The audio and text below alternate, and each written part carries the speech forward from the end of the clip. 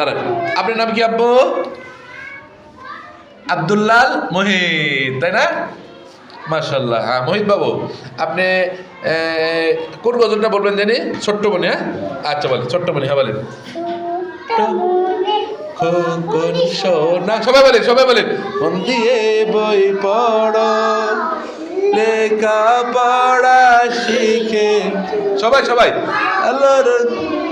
হ্যাঁ হ্যাঁ বলেন, আবার বলেন। ছোট্ট মনি খোকন সোনা, মন দিয়ে পড়ো, লেখা শিখে তুমি হবে অনেক বড়। আরেকবার। ছোট্ট মনে খোকন সোনা, মন দিয়ে বই লেখা